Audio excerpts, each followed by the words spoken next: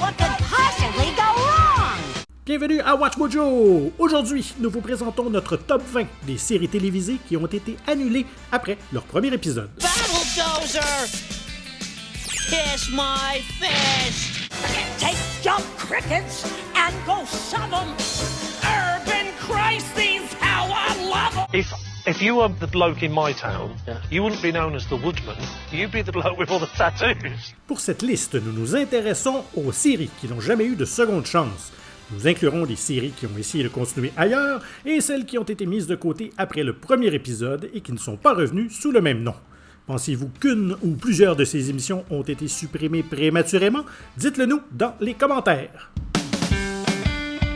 Numéro 20, The Hasselhoffs. I've been called a lot of names in my life. One that means the most to me now is Dad. Nous commençons notre liste avec cette émission de 2010 qui a en fait diffusé 2 épisodes consécutifs lors de sa première, avant d'être supprimée. The Hasselhoffs était une tentative de créer un hit de télé-réalité en suivant l'ancienne star de K2000, David Hasselhoff, et sa famille. I'm just a regular dad, trying to raise 2 kids. I'm tearing my hair out just like everybody else. Cependant, seuls 718 000 téléspectateurs ont regardé le pilote, tandis que l'épisode suivant a fait chuter les chiffres encore plus bas, à un peu plus de 500 000. La série a été annulée et David Hasselhoff n'a plus jamais rien fait. Mais non, je rigole. The Hoff continue d'apparaître dans tous les aspects de la pop culture qui le veulent bien. Hey, this is who we are. I'm proud of these girls. They're fantastic children. Numéro 19, Osbourne's Reloaded. Même les fans de The Osbournes ont boudé Osbourne's Reloaded, c'est pas peu dire. Weak signal, that's about what's that? That weak signal. Ce n'était pas une émission de télé-réalité, mais plutôt une émission de variété. It's just fun, it's goofy stuff and That's why it's called Osbourne's Reloaded, because we're back, but we're different. Ça combinait des sketchs préenregistrés avec des routines comiques en direct et des performances musicales, comme un mauvais Saturday Night Live. Vous voulez savoir à quel point la chaîne Fox pensait que c'était mauvais? Le seul et unique épisode diffusé était censé durer 1 heure, mais a été réduit à presque la moitié de la durée, et ils ont rallongé un épisode d'American Idol pour remplir le reste du créneau horaire. Ouch! Numéro 18, Ford Nation. L'ancien maire de Toronto, Rob Ford, a fait des gros titres lorsque des images l'ont montré en train de consommer des substances illégales et d'agir de manière erratique. Am I an addict? No. Have I tried it? Probably in one of my drunken stupors. Ça en faisait le candidat parfait pour animer un talk show, pas vrai? Eh bien, quelqu'un a pensé que Ford Nation était une excellente idée, car c'est devenu réalité en 2013. You've heard the criticism and the counselors. Now tonight, I want you to listen to me. L'émission, animée par Ford et son frère Doug, a été diffusée le 13 novembre devant un nombre raisonnable de téléspectateurs. There are more poor people than rich people in the city. I take the side of the poor people that have been neglected. Mais même la curiosité morbide n'a pas pu empêcher l'annulation de Ford Nation moins d'1 jour après sa diffusion. I'm an average guy who fights for the little guy in life. That's the bottom line. Les coûts de production élevés et la personnalité de Ford, disons peu favorable aux annonceurs, l'ont conduit à sa perte. I'm happily married. I've got more than enough to eat at home. Ford a tenté de poursuivre sa série sur YouTube, mais ça n'a pas duré. Numéro 17, Ahora la Mondial. Si vous produisez une émission d'analyse d'après-match, il serait utile d'avoir de véritables journalistes sportifs dans vos studios. It is Russia's party and the party goes on! Cette émission sportive en langue espagnole a ignoré ce petit détail. L'émission devait offrir un commentaire approfondi sur les progrès de l'Espagne dans la Coupe du monde de la FIFA en 2018. Mais au lieu d'engager des rédacteurs sportifs, Ahora la Mondial a employé des chroniqueurs à potins et des journalistes de divertissement. L'émission a donc été confrontée presque immédiatement à une vive réaction négative de la part des critiques. L'émission a été annulée par sa chaîne mère Telecinco après un seul épisode. you're fired. You can't fire me! I got a contract! Numéro 16, Bobsy. What could possibly go wrong? Je plains ceux qui ont eu la chance, ou plutôt la malchance, d'assister à ce pilote raté qui ressemblait à un mauvais rêve fiévreux. C'était un dessin animé basé sur une franchise de jeux vidéo qui a diffusé son seul et unique épisode le 28 novembre 1993. Uncle Bubsy, we're bored. Yeah, can we play with the helmet now? Absolutely not! L'émission était une tentative de faire passer la franchise de jeux vidéo naissante dans le monde de l'animation et était bizarrement sponsorisée par Taco Bell. Ready? Free fall! Les informations sont rares quant à la raison pour laquelle la série a été annulée, mais nous savons que le créateur de Bubsy, Michael Berlin, aimait la façon dont la série traitait les personnages. Malheureusement, il devait être un des rares. Success! Numéro 15, Rosie Live. Ce n'est pas parce qu'une célébrité a du succès dans plusieurs domaines qu'elle est forcément bonne dans tous les domaines. Un exemple concret, Rosie O'Donnell. People ask me why NBC gave me my own show, and quite frankly, it's part of the bailout. En 2008, elle avait une solide carrière de comédienne de stand-up et avait été acclamée pour des films comme Une équipe hors du commun. Don't you start with me! Don't start! Et elle animait également un talk show qui portait son nom. Mais lorsqu'elle a tenté de faire revivre le genre des émissions de variété avec Rosie Live, les résultats ont été désastreux. Marcia, what are you doing here? What do you mean, what am I doing here? I'm here to do a big, splashy opening number with you because you're the best and I love you. Malgré la présence d'invités tels que Alanis Morissette et Liza Minnelli, l'émission n'a pas réussi à conquérir le cœur du public ou même des critiques. Take jump crickets and go some 'em. Urban crises, how I love 'em. Et en raison de réactions extrêmement négatives, Rosie Live a été supprimée après son seul et unique épisode le 26 novembre 2008. Numéro 14, Battletoads. Ça aurait dû être un succès, non? It sounds cosmically cosmic. Après tout, les Tortues Ninja ont été un succès, alors pourquoi ne pas adapter un autre jeu vidéo populaire en un dessin animé du samedi matin? Il semble que même une grande campagne publicitaire dans les magazines de jeux vidéo n'ait pas pu sauver Battletoads. Battledozer! Kiss my fist! La série n'a réussi à diffuser qu'un seul épisode pilote pendant les vacances de l'Action de grâce en 1992, et il a été très mal accueilli par les téléspectateurs de l'époque. You'll never defeat us, cosmic super toads! You insolent toad! I'll destroy you! Fire! Et honnêtement, ça n'a pas très bien vieilli. Cependant, si vous devez absolument gratter cette démangeaison de curiosité morbide, l'épisode est disponible en VHS. Numéro 13, The Melting Pot.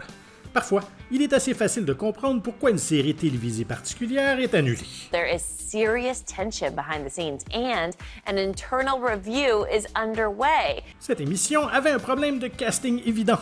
Le personnage principal, qui est censé être un immigrant pakistanais, est interprété par l'acteur anglo-irlandais Spike Milligan, avec du maquillage brun.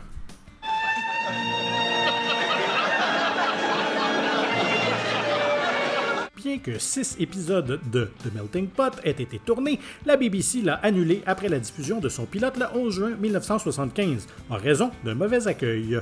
Même un remaniement majeur de la distribution n'a pas pu convaincre les dirigeants de diffuser les épisodes restants. Numéro 12, Walter. Facile de comprendre qu'une chaîne serait tentée de faire un spin-off d'une série populaire. In Korea, we found them facing the horrors of war. Now home, how are they facing civilian life? MASH fait partie de ces quelques séries privilégiées qui ont reçu pas un ou deux, mais 3 spin-offs différents. I'm Dr. McIntyre, this is Dr. Gates. How is he, doctor? How's my father? Well, he's out of immediate danger, but his condition remains critical. Alors que After MASH et Trapper John MD ont réussi à trouver un public, la 3e série n'a réussi qu'à diffuser un seul épisode. Gary Burnoff y reprenait son rôle du caporal Walter Radar O'Reilly. So, how do I look? Like a rookie? I hope not. Hey, not bad for off the rack. Et l'intrigue tournait autour de la façon dont la vie est déprimante. You keep the ring. I'll keep the pop-up toaster. Sincerely, your former loving wife, Sandy. Dans le pilote, O'Reilly prévoit d'abuser de pilules et rencontre la future star de Saturday Night Live, Victoria Jackson, à la pharmacie. Are you on your honeymoon? Well, I was. She ran out on me. Il décide alors de rejoindre les forces de police. Pourquoi ça n'a pas été retenu, à votre avis? Numéro 11, Pak de Poen, de Show Van Moon-Million. Bon, en tant que Québécois, je n'avais aucune chance de bien prononcer le nom de cette émission belge. Je sais par contre que ça veut dire « Prends l'argent, l'émission de 1 million ». En wat levert deze eerste spelronde op? 32 punten voor Frank. Dat betekent... Elle a débuté peu après que le gouvernement ait autorisé la télévision commerciale sur les ondes. Alors que les concurrents tentent de gagner le million de francs belges mis en jeu, rien ne semble fonctionner comme prévu. Van Sinterklaas, een grote porseleinen vas vol yoghurt en pindakaas. C'était de toute beauté, les lumières défaillantes à la technologie dysfonctionnelle avec des animateurs trop raides et un final qui était un désastre absolu. Beko, fout Aznavour. L'indifférence. Beko. Goed, Dieu. La série ne s'est même pas rendue au 2e épisode. Même une version remaniée, intitulée The Pack de Point Show, n'a réussi à faire que 2 épisodes de plus avant d'être annulée à son tour. Numéro 10, The Will. Vous avez déjà vu un film dans lequel une famille s'affronte et conspire les uns contre les autres pour remporter un énorme héritage? Vous avez déjà voulu voir ce scénario dans le cadre d'une émission de télé-réalité? Non? Ben moi non plus. C'est probablement la raison pour laquelle The Will a été un véritable échec lorsqu'elle a été diffusée en 2005. L'émission était centrée sur un groupe de personnes qui se disputaient l'héritage d'un ranch du Kansas. Les habituels coups bas et drames s'ensuivaient, mais cette fois-ci marinés dans le genre de mauvais goût qu'on peut attendre d'une prémisse aussi stupide. I mean, isn't our self-respect worth more than any inheritance? Numéro 9, Secret Talents of the Stars. So welcome everyone to Secret Talents of the Stars. Cette émission était une tentative de reproduire le succès fulgurant de l'émission de compétition de célébrités Dancing with the Stars. Mais ça a fini par être un désastre. L'émission était conçue de manière similaire avec des célébrités s'affrontant dans une sorte de concours de talent. Chaque semaine, les téléspectateurs pouvaient voter pour leurs favoris, tandis que 3 juges ajoutaient leurs propres commentaires pour déterminer qui devait rester et qui devait partir. Au final, c'est Secret Talents of the Star qui est parti, et qui n'a même pas pu diffuser un autre épisode de plus. All right, America, we're just getting warmed up. Numéro 8, Emily's Reasons, Why Not? He works in this office, actually, and he is an expert in a little martial art I like to call Brazilian Jiu-Jitsu. Des millions de dollars auraient été consacrés à la promotion de cette série dont le succès reposait sur sa star, Heather Graham, et qui se présentait comme la version d'ABC de la série Sex and the City de HBO. Malheureusement, l'épisode pilote, qui était truffé de stéréotypes homosexuels et d'un humour dépassé, a fait un bid dans le département des audiences et a été annulé, comme les autres, après la diffusion d'un seul épisode. Very gay behavior. La série a cependant vu par la suite ces 7 épisodes filmés être diffusés dans d'autres pays. Et il y a même eu un coffret DVD en 2012. Maybe you should go. Au numéro 7, South of Sunset. Glenn Frey from the Eagles. I'm 18. When he was hot, I was an embryo. Le musicien Glenn Frey a été intronisé au Rock and Roll Hall of Fame en tant que membre fondateur du groupe The Eagles. Take it easy, take it easy. Son passage à la télévision n'a pas eu le même impact que sa carrière musicale, ça c'est certain. Frey a tenté de nous offrir South of Sunset en 1993. Mais vous connaissez maintenant la chanson, la série a été annulée immédiatement après la diffusion du premier épisode. Pour ne pas aider, la première a été assombrie par la couverture médiatique des énormes incendies qui ravageaient Malibu à l'époque. Il faudra attendre des années avant que les 4 autres épisodes filmés ne soient enfin diffusés. Such a lowlife. How'd I get into this crap anyway? Numéro 6, You're in the Picture. It's a very simple game, and as soon as I explain it to you, I know you'll catch on immediately. Cette entrée prouve que parfois, il faut savoir faire preuve d'humilité. You're in the Picture était une tentative désastreuse de jeu télévisé présentée par la star de Honeymooners, Jackie Gleason, qui a été supprimée après son premier épisode. Gleason l'a cependant reconnu et est apparu dans le même créneau horaire la semaine suivante avec des excuses d'1 demi-heure en direct. I'm telling you, friends, that I've seen bombs in my day. This would make the H-bomb look like a 2-inch salute.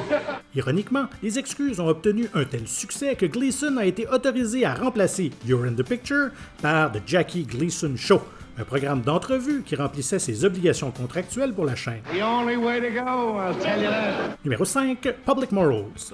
Steven Bochco était un scénariste de télévision souvent en avance sur son temps et sur les tendances. I think we should call it quits. Meaning what? Meaning us being partners. Il a été co-créateur de Hill Street Blues et NYPD Blue, qui ont révolutionné les séries de procédures policières. Malheureusement, personne n'est parfait. Public Morals est une production de Bochco qui tentait de faire une comédie de situation avec la brigade des mœurs de la police de New York. Tomorrow is Bring Your Kids to Work Day, when we encourage members of the force to, well, I think the name speaks for itself. Langage grossier et humour offensif ont valu à l'émission des critiques négatives. You look really familiar. I do? Uh-huh. Have you ever robbed a bank before? No. Are you sure? Et après avoir fait ses débuts le 30 octobre 1996, la série a été annulée. Une série complète de Public Morals avait été produite, mais nous ne saurons jamais si la série était en avance sur son temps ou si elle était simplement mauvaise. And you foot patrols keep a lookout for that supermarket Robin Hood. He been stealing from the stores and giving to the poor. He's a hero of the neighborhood. Numéro 4. Lawless. Get away from me, I'll shoot you. Brian Bosworth a connu une légère popularité aux États-Unis grâce à sa carrière de footballeur dans la NFL. Il a aussi connu une sorte de succès culte avec le film d'action Stone Cold en 1991, mais n'a pas réussi à trouver un écho auprès du grand public. La série Lawless devait remédier à cette situation et met en scène Bosworth dans le rôle d'un agent des forces spéciales qui résout des crimes et roule en Harley Davidson. Si ça peut sembler peu convaincant et ma foi assez banal, c'est parce que ça l'était. Lawless a ensuite disparu dans les limbes des séries annulées après son premier épisode. Everybody on their feet for the warden. Notre numéro 3, Co-Ed Fever. Dear Mom and Dad, I'm fine. How are you? School's okay. There's not much new. Le concept de cette sitcom était un collège de filles devenant mixte et était une tentative éhontée de reproduire sur le petit écran le succès du film Animal House. Le problème, c'est qu'elle n'avait pas de John Belushi devant la caméra ou un John Landis derrière. It feels so good to drop a book and have someone in pants pick it up and hand it back to me. With his phone number written all over the inside cover. Un épisode unique appelé Pepperoni Passion a été diffusé en avant-première spéciale le 4 février 1979, mais la série a été annulée avant de pouvoir commencer comme prévu par la suite. Cependant, Co-Ed Fever n'a pas été entièrement inutile puisque ses décors de dortoir ont été utilisés pour la série Drôle de vie. Numéro 2, Turn On. Time to turn on! Ah, celle-ci était en avance sur son temps. Turn On était une émission de comédie à sketch surréaliste qui est entrée dans l'histoire comme étant la seule série à être annulée au milieu de son épisode pilote. Oui, vous avez bien entendu. Et tout ça à cause de son approche psychédélique, de sa musique de synthétiseur sauvage et d'un humour sexuel grossier. She said it was wonderful, and she thanked me for the big one. Aujourd'hui, l'émission est connue comme l'un des plus gros échecs critiques et commerciaux de l'histoire, et sa courte existence prouve que la comédie transgressive n'est pas pour tous.